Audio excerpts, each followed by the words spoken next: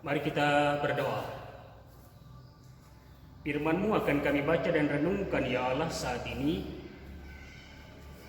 Dalam kuasa Roh-Mu yang kudus memberikan hikmat kepada kami. Berfirmanlah saat ini di dalam nama Tuhan Yesus. Amin.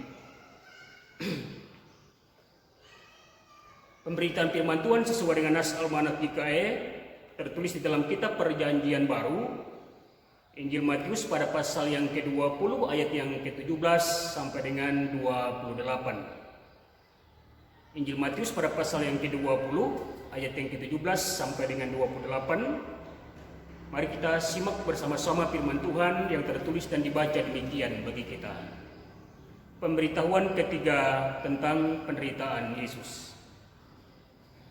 Ketika Yesus akan pergi ke Yerusalem, ia memanggil ke-12 muridnya tersendiri dan berkata kepada mereka di tengah jalan, "Sekarang kita pergi ke Yerusalem dan Anak Manusia akan diserahkan kepada imam-imam kepala dan ahli-ahli Taurat.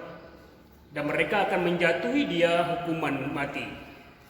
Dan mereka akan menyerahkan dia kepada bangsa-bangsa yang tidak mengenal Allah, supaya ia diolok-olokkan, disesah, dan disalibkan. Dan pada hari ketiga ia akan dibangkitkan." Permintaan Ibu Yakobus dan Yohanes bukan memerintah melainkan melayani. Maka datanglah ibu anak-anak Zebedeus serta anak-anaknya itu kepada Yesus lalu sujud di hadapannya untuk meminta sesuatu kepadanya.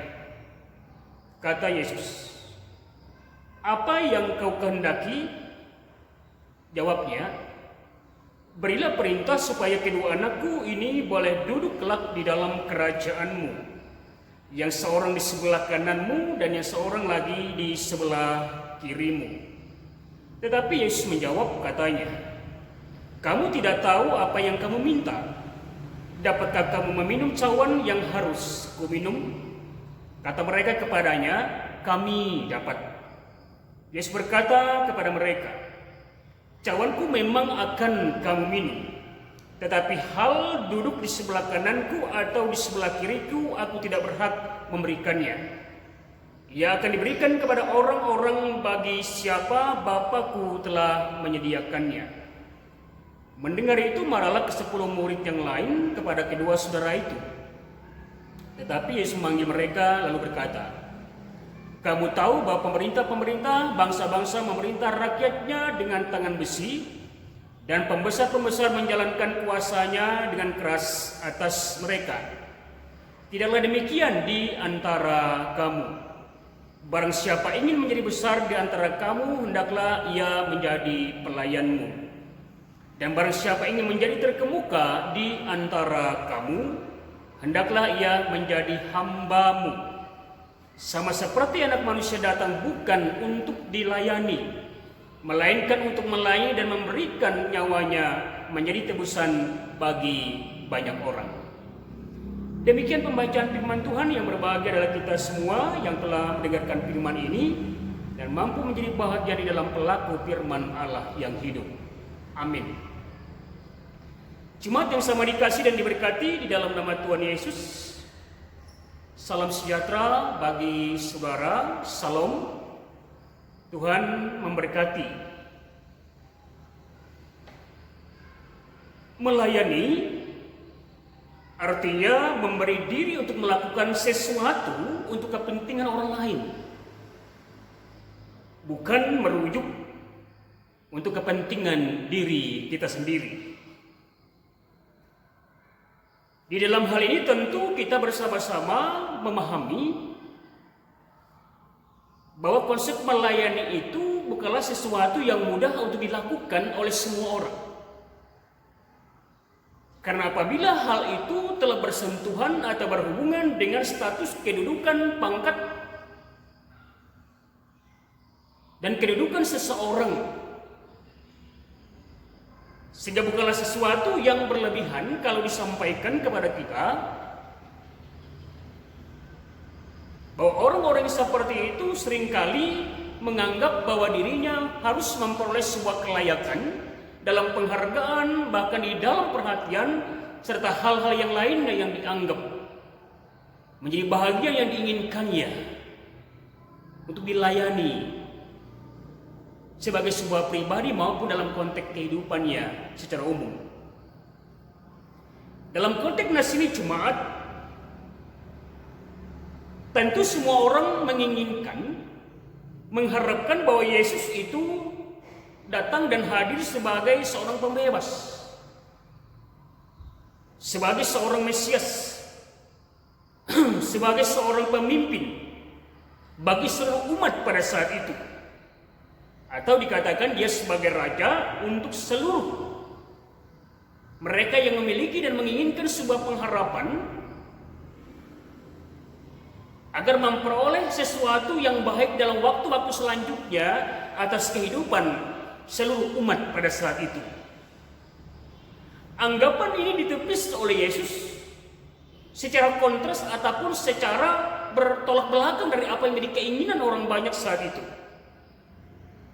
Yesus ingin mengajarkan, Yesus memberikan sebuah penjelasan yang sangat konkret sekali bahwa kedatangan dan kehadirannya pada saat itu adalah menjadi bahagian rencana Allah untuk karya penyelamatan setiap kehidupan umat manusia. Dia datang di dalam hal-hal yang tidak sebenarnya diduga oleh semua orang. Semua orang yang berkeinginan untuk menjadi yang terbaik, dan itu termasuk harapan dan keinginan mereka di dalam diri Yesus,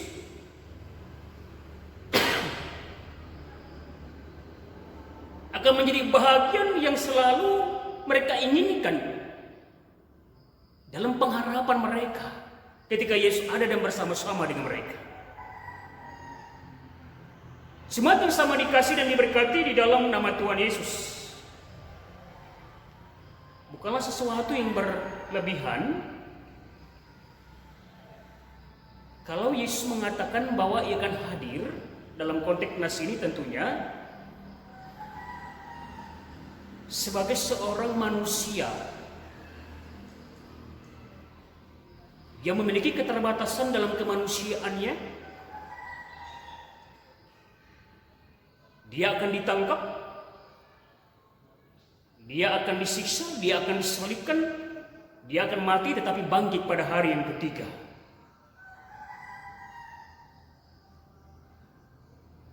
Hal ini tentu menandakan bahwa pengajaran yang Yesus ingin sampaikan dan katakan pada saat itu adalah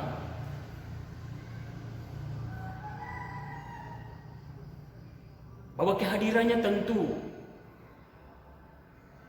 menggenapi janji dan keselamatan untuk setiap kehidupan umat manusia. Sidang Jumat yang sama dikasih dan diberkati di dalam nama Tuhan Yesus, semua orang tentu ingin berkeinginan menjadi yang terbaik, memperoleh kedudukan yang lebih baik, dihormati dan dilayani dengan sebaik-baiknya. Itu juga yang menjadi pengharapan Ibu Yakobus dan Yohanes ketika mereka meminta kepada Yesus agar kedua anaknya, Yohanes dan Yakobus, nanti memperoleh sebuah tempat supaya diberikan oleh Yesus.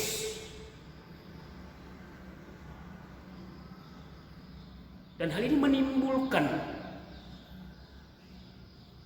diskusi, tanya jawab, pertentangan untuk memperoleh apa yang akan diberikan oleh Yesus. Dan mereka menginginkan semuanya itu juga berlaku dalam kehidupan para murid yang lain. Jumat yang sama dikasih dan diberkati di dalam nama Tuhan Yesus, Yesus memberikan semacam petunjuk dan arahan bahwa konsep dasar dari apa yang dia sampaikan dalam pengajarannya adalah harus dibedakan antara pemerintahan yang bersifat duniawi dengan pemerintahan yang bersifat surgawi. Jabatan dan kedudukan yang ada di dalam dunia ini diatur oleh manusia, tetapi jabatan dan kedudukan yang ada di surga diatur oleh Allah yang memiliki hak otoritas secara penuh kepada siapa yang akan memberikannya dalam sebuah kelayakan yang dianggap Allah itu memang layak untuk memperoleh kedudukan itu. Caranya gimana coba?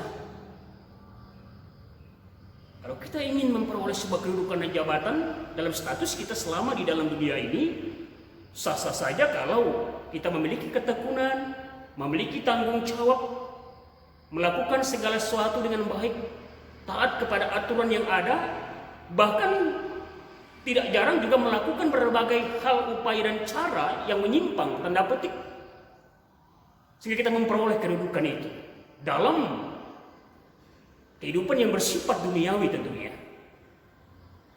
Tapi kedudukan yang bersifat surgawi itu tentu merujuk kepada kehendak Allah yang menginginkan kita ini sebagai seorang pelayan dan hamba. Sebagai pelayan dan hamba di sini tentu menuntut sebuah tanggung jawab kita yang penuh. Barang siapa ingin menjadi besar di antara kamu, hendaklah ia menjadi pelayanku. Dan barang siapa ingin menjadi terkemuka di antara kamu, hendaklah ia menjadi hambaku. Ini adalah teladan Yesus pada ayat yang ke-28. Yesus siap tentu melayani dan memberikan nyawanya sebagai tebusan bagi setiap orang. Jati diri manusia pada saat itu, khususnya para murid, ditentukan bukan oleh mau dan tidaknya mereka, tetapi di dalam melayani sesuai dengan teladan Kristus yang telah diajarkan kepada mereka. Nas ini ingin mengajak kepada kita jemaat. Apakah kita siap dalam arti menjadi hamba bagi sesama tanpa adanya unsur balas dan jasa dari apa yang kita lakukan itu? Apakah kita siap untuk menjadi seorang pelayan yang sungguh-sungguh murni melayani dengan baik? Ini adalah sebuah tantangan yang perlu untuk kita jawab bersama-sama dalam pribadi koreksi diri kita sebagai anak-anak Allah. Apa kita sudah melayani saat ini dengan pelayanan yang benar, tepat? Ketika masalahnya muncul, kita selalu sering bersentuhan dengan pola pikir kita sendiri. Kita ingin dihargai, kita ingin didengar, status, jabatan, pendidikan, dan pengalaman kita yang menjadi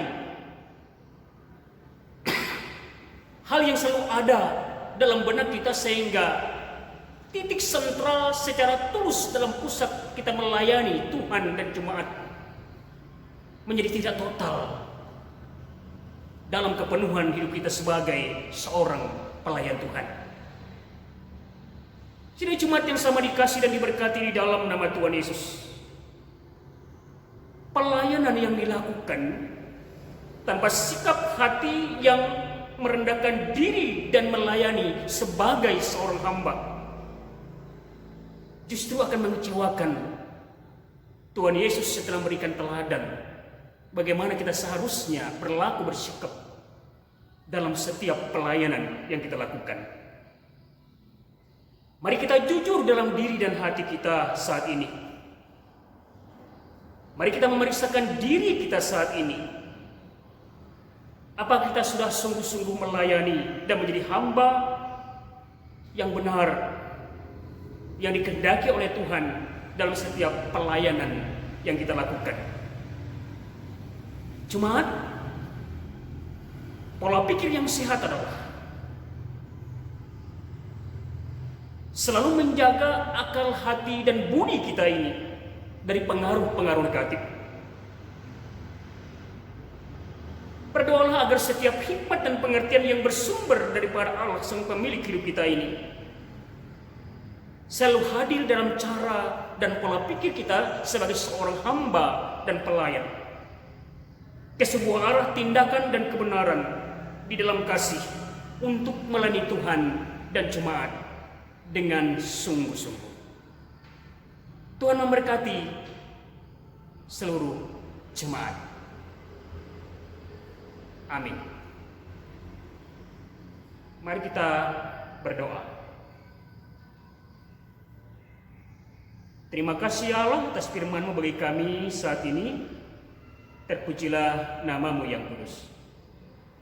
Inilah ya Tuhan kehidupan kami seluruh jemaat-Mu.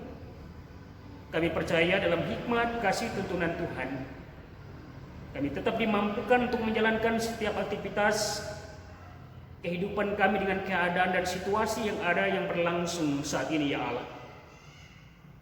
Kami percaya dalam topangan dan kasih-Mu, kami boleh menjadi hamba dan pelayan yang setia, yang tetap selalu bersandar dan mengikuti setiap teladan-Mu ya Allah.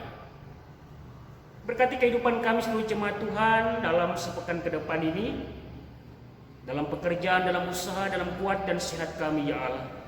Kami percaya Tuhan Yesus selalu menopang dan menuntun kehidupan kami.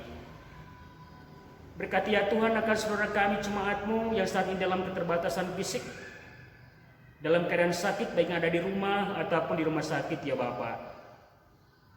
Kami berdoa kepada orang terkasih Pak Sutasno yang saat ini dirawat di rumah sakit SUHC Sengatani Tuhan. Kami percaya bahwa dalam kasih dan penyertaan Tuhan Yesus, orang tua kasih kami ini memperoleh pemulihan dalam kondisi kesehatannya seperti sedia kala. Dalam perawatan para medis yang ada saat ini Tuhan, kami percaya Tuhan selalu ikut campur tangan dan memberkati setiap pengobatan yang ada. Berkati keluarga dalam mendampingi Allah. Berkati pelayanan Tuhan dalam kehidupan jemaat kami di tempat ini. Berkatikan kehidupan anak-anak kami Tuhan, rumah tangga tiap rumah tangga kami jemaat-Mu. Lawat Tuhan jemaat kami dalam usia mereka yang sudah lanjut. Berkati ya Tuhan akan kehidupan jemaat kami dalam kesendirian mereka saat ini. Bagi bangsa dan negara kami Indonesia ini Tuhan, kami percaya Tuhan akan memampukan segenap pemimpin-pemimpin kami untuk memimpin dengan penuh tanggung jawab, dengan penuh hikmat yang berasal daripada kuasa-Mu ya Allah. Berkati ya Tuhan akan setiap usaha, upaya yang ada yang dilakukan oleh segenap para pemerintah bangsa dan negara kami Indonesia dari tingkat pusat sampai pelosok daerah saat ini. Kami percaya Tuhan setiap gugus depan yang ada, para medis yang penuh dengan pengabdian, tanggung jawab untuk melayani seluruh pasien dan saudara kami yang dalam pergumulan saat ini karena COVID-19 ini ya Tuhan. Bila mereka tetap bungkus dengan kuasa Roh yang kudus bagi saudara kami dalam pergumulan, dalam kedukaan karena keadaan situasi ini Tuhan, kami percaya Tuhan menguatkan dan memberikan mereka penghiburan dan pemulihan dalam kehidupan mereka selanjutnya ya Allah. Terima kasih Bapa di surga, kami bersyukur kepadamu. Dan inilah kehidupan kami percaya kasih kuasa firman dan berkat Tuhan memberkati kami jemaat-Mu. Ampuni Bapa dosa dan salah kami, hanya di dalam nama Tuhan Yesus yang telah mengajarkan kami bersama-sama berdoa. Bapa kami yang ada di surga, dikuduskanlah nama-Mu, datanglah kerajaan-Mu, jadilah kehendak-Mu di bumi seperti di surga. Berikanlah kami pada hari ini makanan kami yang secukupnya, dan ampunilah kami akan kesalahan kami, seperti kami juga mengampuni orang yang bersalah kepada kami. Janganlah bawa kami ke dalam pencobaan, tetapi lepaskanlah kami daripada yang jahat. Karena Engkaulah yang punya kerajaan, kuasa dan kemuliaan sampai selama-lamanya. Amin.